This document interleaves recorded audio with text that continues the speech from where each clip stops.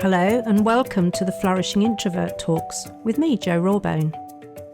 This is the podcast that celebrates the natural gifts of introverts so that we can flourish in all situations.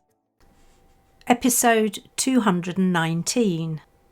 So you're an introvert, now what? By today's standards, I only discovered relatively late in life that what made me different was my introversion. And by then I had some unhelpful beliefs and patterns of behaviour to let go of.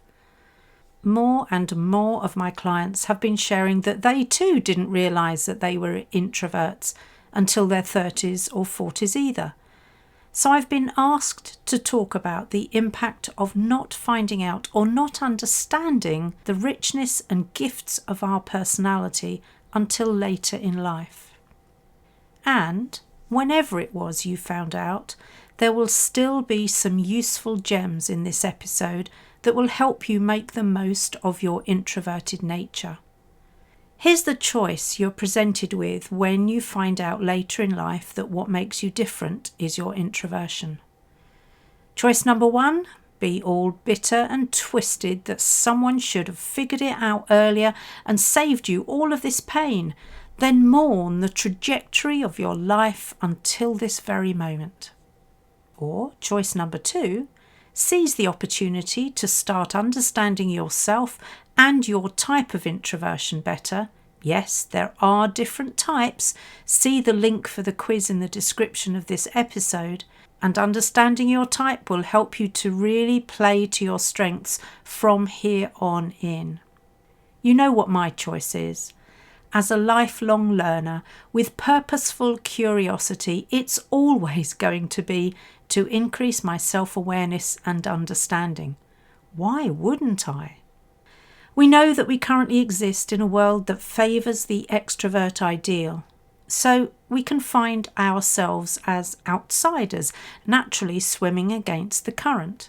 Or to extend the metaphor, we can feel like fish out of water. And we know what happens when a fish is out of water.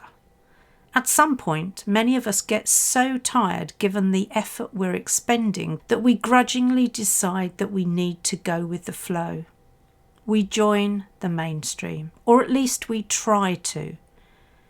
Once in the busy and forceful current of that mainstream, we struggle to find the quiet that we need to focus and do our best work.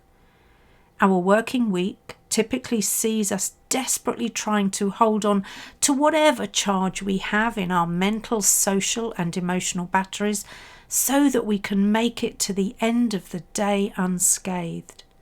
Most damaging for many of us is that we feel inauthentic behaving this way.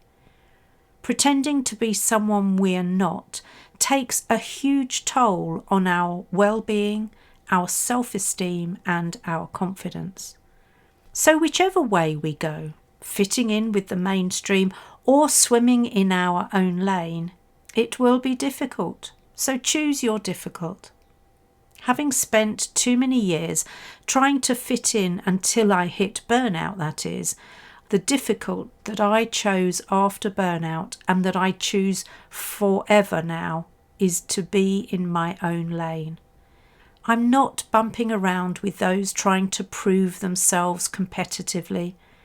And as a result, I'm not as exhausted, nor do I feel so dejected. I know that we all have to make our own mistakes in order to learn effectively, but if I can save you some time and heartache, my advice is to choose your own lane as quickly as possible. If, like me, you were late to find and dive into the introversion stream, it can have profound implications. Here are some of the ways in which I was negatively impacted. It damaged my self-perception. It made building relationships more challenging. I made the wrong career choices. I didn't necessarily choose the best type of self-development for me. And it impacted my overall well-being. I know I hardly need to remind you, but having just seen yet another post that only reinforced some of the myths and misconceptions around introversion, here's the inside skinny. Introversion is not the same as shyness, social anxiety, depression, or misanthropy. Neither is true introversion a trauma response. I'm not sure I've ever said that before, and it's one of my more recent aha moments. You see, trauma may result in someone withdrawing in order to stay safe, in order to protect themselves, so they may typically use more introverted behaviours, but that doesn't necessarily mean they're wired as an introvert, because we all choose how we behave. Viktor Frankl, in his book Man's Search for Meaning, reminds us that we are in control of our attitude, which determines our behaviour. So when you're choosing your behaviour, choose the behaviour that supports you in that moment. Introverts need to spend time alone or being quiet to recharge their energy. It's a need, not a want. Needs are those things without which I don't function well. Wants are the icing on the cake. Therefore, let's remind ourselves and others that introversion is not a flaw or a disorder, but rather a variation in temperament that comes with its own strengths and challenges. You'll have heard me say this before, and I'll say it again. We're not weird. We're wired differently. When I don't function well, I typically get stressed, even if I don't recognise it or admit it in the moment. So one of the reasons I hit burnout after pretending to fit in for so long was because of the stress load that came with that behaviour that I had to use to fit in. And you'll know that there are key areas where we can identify symptoms, as stress can affect some or all 4 areas of human functioning: the emotional, our feelings; the cognitive, our thoughts and processing abilities; the behavioural, our actions; and the physiological, our body's subconscious physical reactions. Let's start with behaviour, as I've just mentioned it.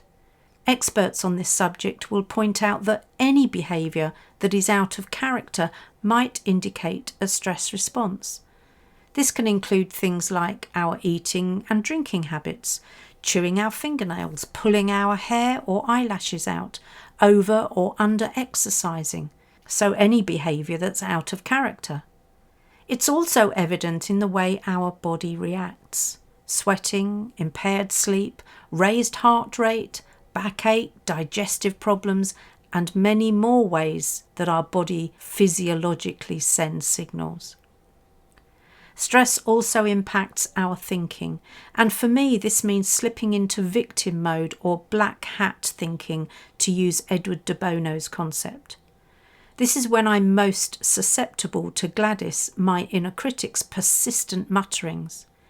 When I notice this, I have to work harder to call in my inner advocate for a more balanced perspective. Finally, stress is evident in our emotions. We feel bad, off, out of sorts, upset, angry, sad, despondent, and many other emotions, but none of which are particularly helpful in getting us to feel good about ourselves. So please notice, because when clusters of these symptoms are evident, your functional body is trying to tell you something important.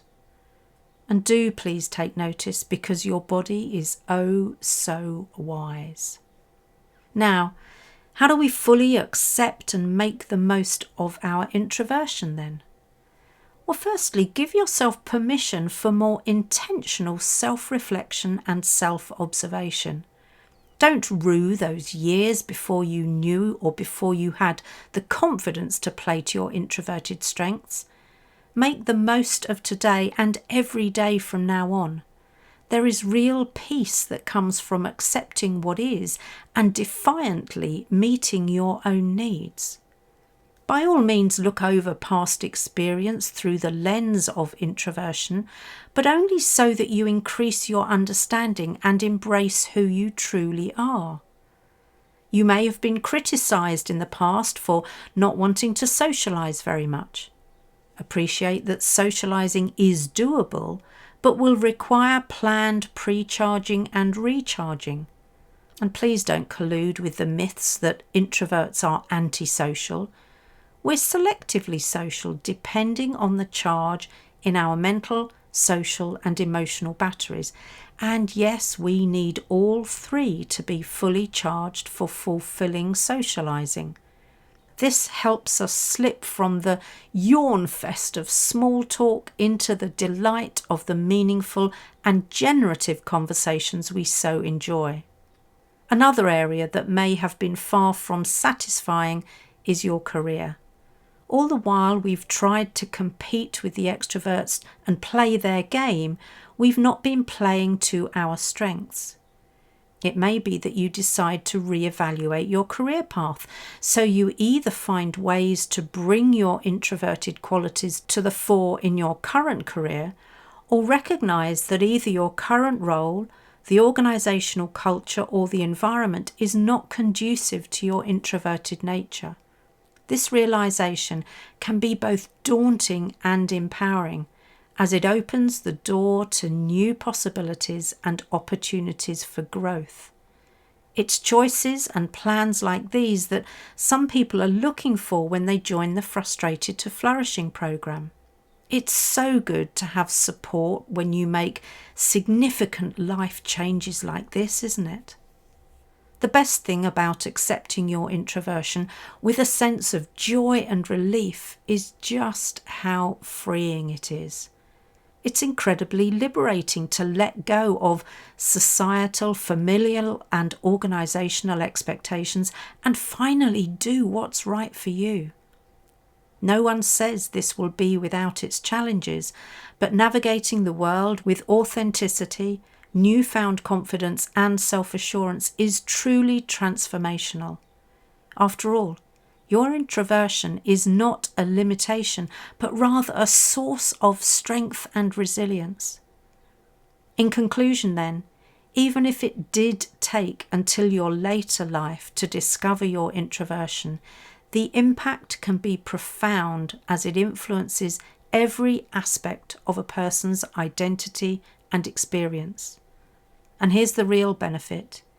Usually, once we're mid-career and have a few decades of different experiences under our belts, we're braver, more curious, and more mindful of our mortality. This is the time to play full out as who we really are. Are you ready to play? If you enjoyed this episode as much as I did, then please subscribe, rate us and leave a comment, because we know that helps other people find the podcast. And if other people find us, other introverts can flourish. You are listening to an Intentional Media Production podcast.